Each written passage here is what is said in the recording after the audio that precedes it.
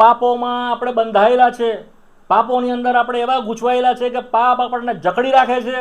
આપણે નહીં ચાહતા પણ આપણે પાપના ગુલામ થઈને રહેવું પડે છે. વિશ્વાસી હોવા છતાં પણ દુઃખ સહન કરો ખ્રિસ્તને માટે. That is the mystery.